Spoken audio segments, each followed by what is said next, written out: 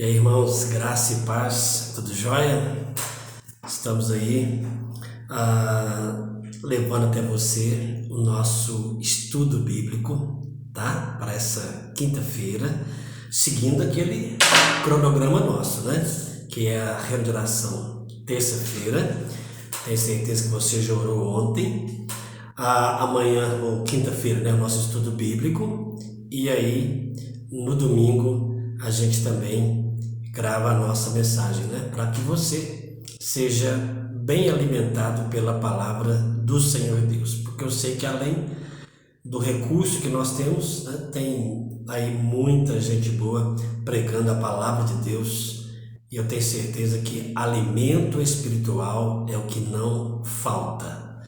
E nesse tempo de pandemia, né, a gente precisa muito desse fortalecimento espiritual. O que mais precisamos, né, para não termos aí nenhum desânimo, nenhum abatimento com esse momento tão difícil que a gente está enfrentando.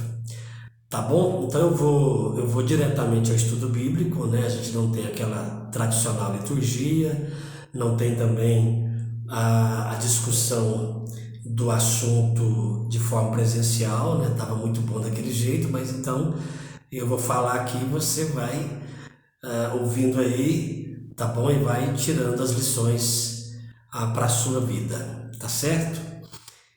Eu quero compartilhar com você no texto de 2 Coríntios, capítulo 4, os versos 16 a 18, que tem como tema o desígnio e efeito das aflições. E a gente sabe que a aflição, né, irmãos, é o que nós mais estamos ouvindo nesses últimos tempos. Pois bem, o texto fala assim: por isso não desanimamos, pelo contrário, mesmo que o nosso homem exterior se corrompa, contudo o nosso homem interior se renova de dia em dia.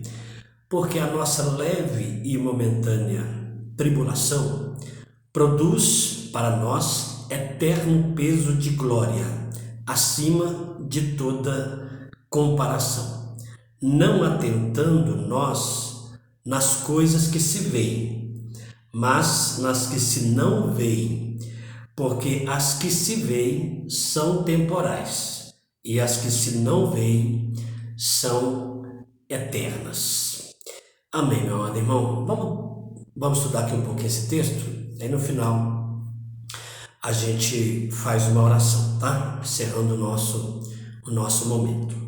Pois bem, o texto ele nos fala sobre as aflições dentro do contexto do apóstolo Paulo e da sua equipe missionária, e não menos, lógico, das igrejas, né? As igrejas para as quais ele escreveu as cartas, e sabia que aflição, perseguição, luta, sofrimento era de uma certa forma até comum, né, irmãos, entre eles. Não era uma pandemia, lógico, mas uma tribulação contextualizada, tá? Dentro do que eles realmente enfrentavam ali. Mas de toda maneira, nessas aflições, elas poderiam causar algum prejuízo na fé daqueles irmãos. E aí Paulo traz essa palavra não apenas para minimizar a luta deles, mas para trazer um fortalecimento dentro de uma perspectiva fiel de Deus, conforme as suas promessas e o que Paulo vai reafirmar aqui. Mas deixa eu te fazer uma pergunta simples. Qual foi a sua pior aflição? Pensa um pouquinho aí, né? Talvez para muitos seja a pandemia. Está causando medo, terror, desespero, pânico. Talvez você nunca tenha enfrentado um momento tão difícil como este. E você pode dizer para mim, não, para mim a pandemia está sendo a minha pior aflição. Mas pode ser uma outra questão, né? Às vezes tem pessoas que já enfrentaram na vida coisas piores do que a própria pandemia, porque a pandemia talvez ela não chegou na sua casa. E se ela não chegou na sua casa, se você não perdeu alguém da sua família, você fica assim meio preocupado com os números e com pessoas próximas, mas não chegou na sua casa ainda. Então talvez não tenha sido a pior dentro desse contexto, tipo assim, pessoal ou familiar.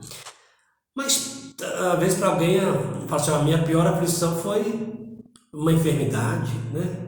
Às vezes enfrentou uma enfermidade tão difícil, ou ainda enfrenta, e tem sido a sua pior aflição. Outras pessoas, isso a gente já viveu muito, né? Problema com filhos, às vezes filhos principalmente nas drogas, e para os pais que passam aquilo, né, é a pior aflição que ele já enfrentou, ou tem enfrentado. Tem muitos casamentos, né, às vezes a mulher sofre, né, tanto, e para ela o próprio casamento tem sido a pior das aflições que ela enfrenta, né, e até, às vezes até sem jeito de terminar um relacionamento. Às vezes é questão financeira, né? Você já passou uma situação difícil e pode dizer, para mim, essa questão financeira foi a pior das aflições. Então, qual foi a sua pior aflição, né, que você já enfrentou? E a outra questão é como você reagiu a essa aflição, né? Como você reagiu? Reagiu bem, reagiu com fé, reagiu com ânimo, reagiu com força, né? Certamente você reagiu, porque você deve ter superado essa aflição e hoje pode estar melhor na sua vida. Então, certamente, eu imagino que você reagiu bem, né? Com certeza. Tomara que sim, que hoje já esteja tudo bem na sua vida. Muito bem. Então, você olha para o texto, né, os versos 16 e 18, Paulo vai falar sobre essas aflições, o desígnio, né, e o efeito delas, que é o nosso título aí. E a gente vai trabalhar algumas coisas nesse nosso tempo aqui do estudo bíblico. A primeira questão que eu levanto no texto é a seguinte: é possível desanimar com as aflições? E se é possível, por quê? A questão que Paulo coloca é o seguinte, olha, por isso não desanimamos.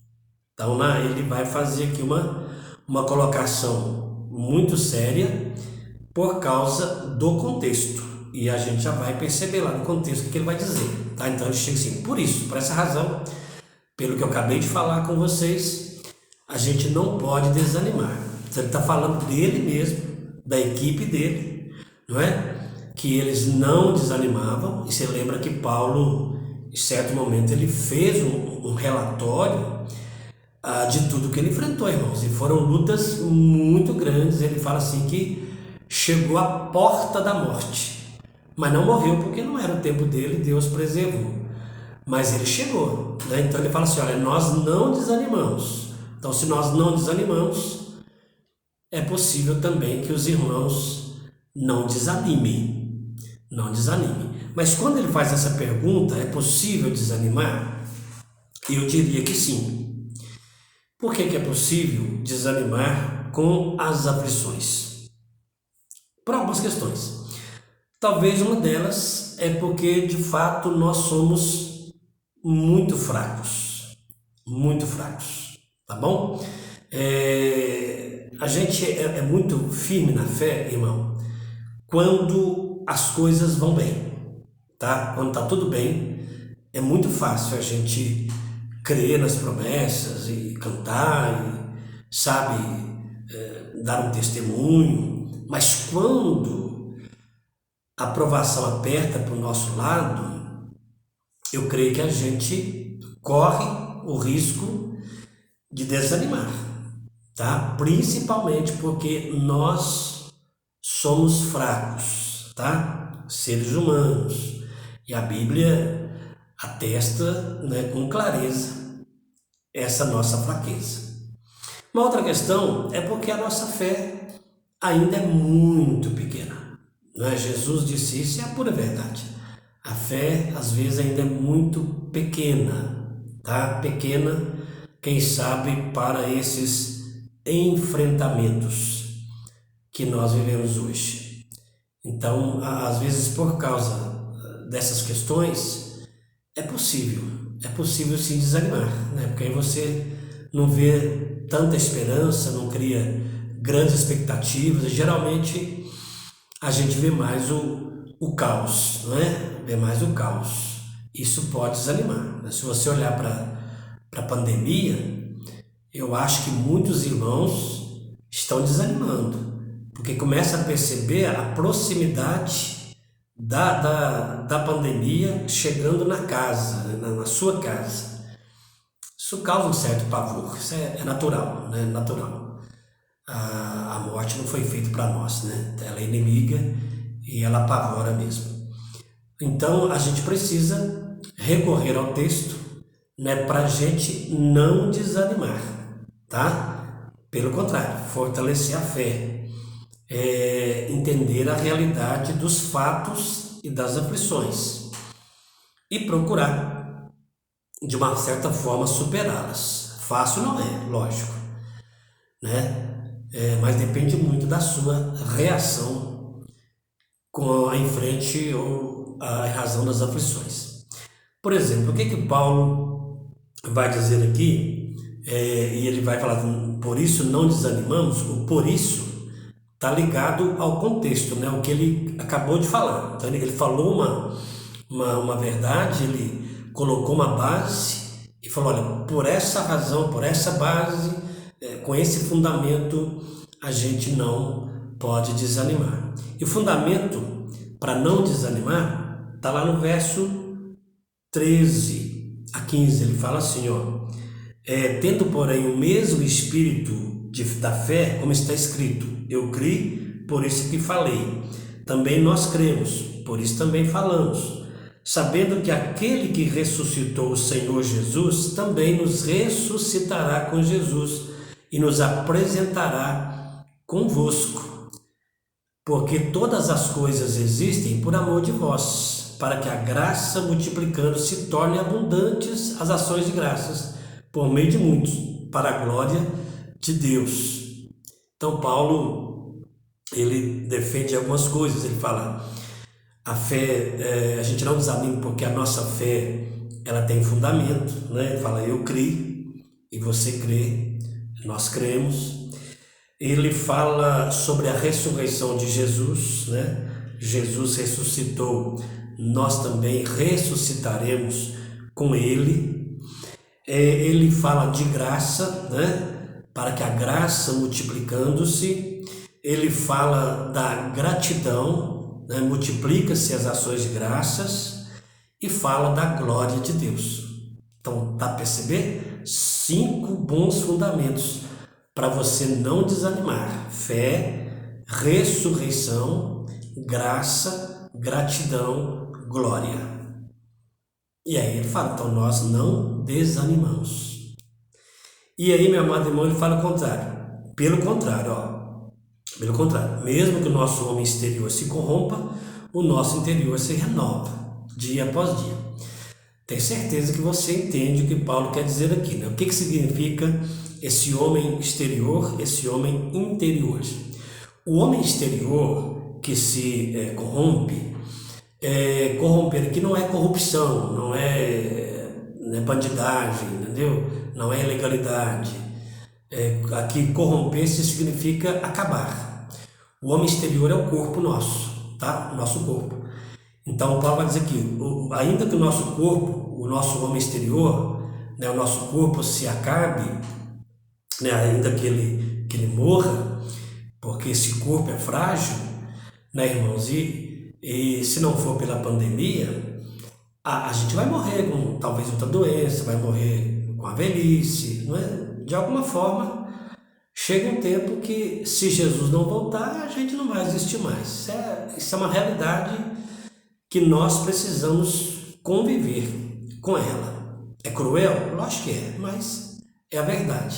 Por isso que a melhor coisa é se preparar, né, para não ser pego de surpresa aí. Então ele diz que o nosso homem exterior, o nosso corpo, ele é frágil e ele é mortal. Então ele se corrompe, né? Ele vai se desfazendo, ele vai se acabando dia após dia.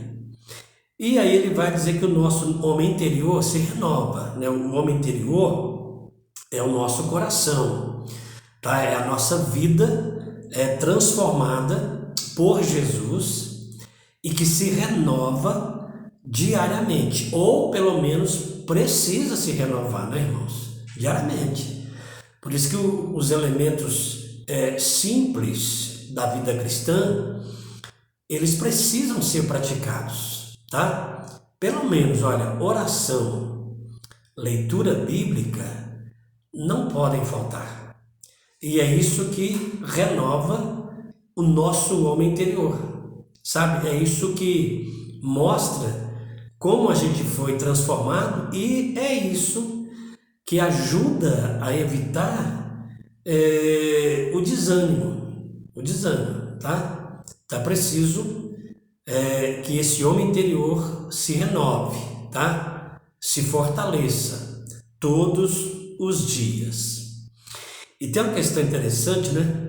Ele vai dizer assim sobre isso: renova-se de dia em dia. Você já analisou como a Bíblia ela nos chama para o dia a dia, né? A Bíblia não nos leva para um longo tempo, né? Um longo planejamento.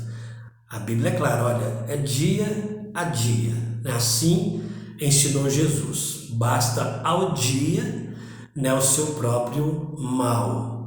E é assim que estamos vivendo, né, irmão? Todos os dias, cada dia você liga a televisão e vê o crescimento do mal, né, da própria pandemia. Outro exemplo, né, o apóstolo Paulo, lá em Coríntios, fala que cada dia que você vive é uma oportunidade para a salvação. Sim, né? Cada dia. Se você já é salvo, amém, mas se você não é, hoje é um dia oportuno para isso acontecer. Amanhã a gente já não sabe, não é assim? E Hebreus também diz que hoje é o dia que nós reafirmamos a nossa entrada no descanso de Deus, né? É o dia que a gente renova, reforça a nossa fé em Cristo e temos aí uma certeza de vida eterna. Então, cada dia é um momento oportuno para você tomar conhecimento maior da Escritura, né? Maior desse Deus que você serve, e assim renovando o seu homem interior, renovando o seu coração, para que, mesmo que o seu exterior vá se acabando, você não tenha nenhum desânimo, não tenha nenhum medo. Talvez nem pense nisso, né, irmão? Viva dia após dia e deixa a vida, né, ser desenvolvida conforme o plano que Deus tem para você. Então, o que Deus tem para você, para mim, ninguém muda, tá? Ninguém muda. Só Ele é soberano sobre as nossas vidas, tá bom? Agora, outra questão no verso 17, por que as aflições são chamadas de leve e momentânea? Olha que Paulo diz, né? Porque a nossa leve e momentânea tribulação produz para nós eterno peso de glória acima de toda comparação. Interessante, né? Por que eles chamam isso de leve e momentânea? Porque não é fácil, né, irmão? Se você pensar na pandemia, se você pensar numa enfermidade, se você pensar na morte, tem nada de leve, né? É muito pesado. Tem hora que o fardo é muito pesado. Tem hora que é muito difícil até sobreviver a cada dia, não é? Imagina você agora conhecendo pessoas que não estão doentes, mas estão desempregadas, né? Empresários fechando seu comércio, gente vê na televisão, né, testemunhos de sofrimento, de pessoas, homens chorando, sem saber o que fazer. Pergunta se para eles é leve. Não é leve, né? Não é leve, é difícil enfrentar as provações. Mas quando Paulo fala de leve e momentânea, isso aqui significa o seguinte, é que a tribulação, a aflição, ela é limitada. Por isso que ela é leve e momentânea, porque ela é limitada pelo tempo. Ela não tem efeito duradouro, entendeu? A tribulação, ela existe aqui, né? Neste mundo. Com Cristo, na eternidade, não terá mais aflições, nenhuma tribulação. Então, quando ele fala leve e momentânea, é para a gente entender que não é preciso haver tanto desespero, tá bom? Porque ela só dura aqui. E ela é limitada, né? A tribulação pode passar. Para muitos passam, para outros continuam, mas ela pode também, né, ter um efeito limitado na sua vida, tá? Na sua vida. Então entenda isso, leve e momentânea não quer dizer que Paulo esteja brincando com a tribulação, né? Paulo não é masoquista com a provação. Paulo está dizendo que ela é leve e momentânea porque ela passa, ela é limitada, ela não tem efeito duradouro. Com Cristo, em Cristo, na eternidade, ela não vai existir. Por isso que ele vai dizer aí no verso 17 e 18, que ela produz eterno peso de glória, ou seja, o peso da glória, né, é maior do que o peso da provação. Não se compara. Ele chega a dizer em outro texto, né, que não se compara o sofrimento que a gente tem aqui com a glória a ser revelada e experimentada por nós, tá bom? Então, fica firme aí, sua aprovação é leve e é momentânea, tá? Ela vai passar. E aí no verso 18, ele, né, coloca uma promessa muito boa para nós, né, e uma afirmação para a gente saber lidar com essas tribulações, ó. Não atentando nas coisas que se veem, mas nas que se não veem, porque as que se veem são temporais e as que se não veem são eternas. Então, o que Paulo está dizendo aqui, irmãos?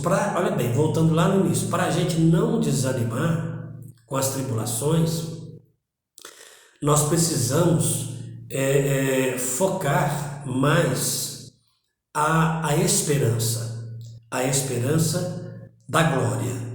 Então, quando você foca mais o espiritual, foca mais o que Deus promete, fica mais fácil de lidar com a tribulação. Fica muito mais fácil, irmãos, com certeza. Eu sei que você já experimentou isso, né? Eu já experimentei muitas vezes isso, e é a pura verdade. Quando você foca, né, ao Senhor, a sua palavra, então fica muito mais tranquilo. A gente, sabe, tem mais paz ao enfrentarmos as provações. Então, o Paulo vai dizer assim, que nós temos que manter o foco na fé e na esperança, um foco maior na eternidade, tá certo? Porque o grande problema aqui é que muito crente, nem falando do mundo, falando de crente, né? Tem muito crente que ainda é muito preso às coisas materiais. Ele atenta muito às coisas materiais. Esse é o grande perigo. Aí vem uma pandemia desta, começa a tirar de nós o que é material e nós ficamos sem chão. Por quê? Porque toda a vida ela foi construída em cima do material. Ela foi construída, sabe, em cima dos nossos projetos para aqui, né? Para este mundo. E aí vem essa tribulação, nós ficamos meio que sem rumo, porque focamos demais o que é do mundo e deixamos o que é de Deus, tá bom? Então, por isso que a Bíblia, irmãos, é muito clara, né? A gente tem que olhar para a Escritura. Jesus não falou isso? Ajunta tesouro no céu, meu irmão. Ajunta lá. Paulo fala para nós, olha, meu irmão, o nosso pensamento, o nosso foco é nas coisas do céu, nas coisas eternas. porque isso aqui é passageiro, né? E está mais do que claro, está mais do que nítido que a pandemia, sabe, afirmou isso. A nossa fragilidade e a fragilidade dos nossos projetos, né? Então, você tem que aprender a focar no que é eterno, tá? Porque o temporal você vê e ele acaba, mas aquilo que é eterno você não vê. E como diz a Bíblia, aquilo que você não vê, você espera. E você espera pela fé, tá? Essa fé bem alicerçada no Senhor Jesus. Então, meu amado irmão, eu queria concluir então dizendo para você essas verdades aí. Primeiro, não desanime, tá bom? Eu sei que eu e você estamos sujeitos a isto. Nós não somos super crentes, estamos sujeitos. Então, para não desanimar, tá? Se apegue bastante à fé, se apegue muito aos fundamentos que a Escritura te apresenta, se apegue mais às verdades espirituais, se volte mais para elas, tá? Ore mais, leia mais a Bíblia, converse mais sobre Deus, ouça muitos louvores. Então, assim, procure esse crescimento, tá? Procure esse foco, olhando aí para as coisas do alto, olhando para Jesus, autor e consumador da fé. Então, não desanime, não se desespere com as aflições, tá bom? E lembra uma coisa aqui, você não é o único a sofrer, nem eu. Às vezes tem pessoas que sofrem muito mais do que a gente está sofrendo, tá?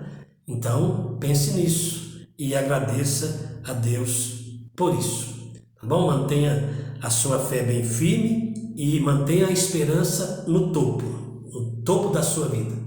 Mantenha a esperança como prioridade, de forma que as suas aflições estejam abaixo da sua esperança, tá? Eu tenho certeza que você não vai desanimar, você não vai sucumbir, você vai se renovar dia após dia, tanto por essa palavra de Paulo aos Coríntios, como tantos outros textos que têm te ajudado e continuarão a te ajudar, a nos ajudar. Meu amado irmão, bênção falar com você, bênção compartilhar com você essa palavra. Espero que, o Senhor te abençoe ricamente, abençoe muito a sua família. Fique aí quietinho em casa, tá bom? Cuide dos protocolos, usa máscara, usa o álcool gel, tá? Evita sair de casa mesmo, faça a sua parte e ora muito, porque eu tenho certeza que isso vai passar, tá bom? Então eu queria orar com você nesse momento. Feche seus olhinhos, vamos falar com Deus. Senhor nosso Deus e Pai, louvado seja o teu nome por essa preciosa palavra que nos ajuda, Senhor Deus, nos ensina, sabe, se nos fortalece tanto, Pai querido, tudo que nós precisamos nesses dias maus que estamos enfrentando. Que a gente permaneça, Pai, com a Escritura em nossos corações e que nós, ó Pai, possamos focar sempre a esperança, sempre, ó Deus, aquilo que é espiritual, que é eterno, para que vençamos, ó Deus, com maior rapidez esses momentos e sejamos mais fortes diante das tribulações. Abençoa os meus irmãos, abençoa os familiares, preserva, ó Deus, cada um de nós e abençoa esse país, ó Deus. Tem misericórdia do Brasil. Precisamos muito do agir do Senhor. Eu oro e agradeço em nome de Jesus. Amém? Amém, meu irmão. Deus te abençoe.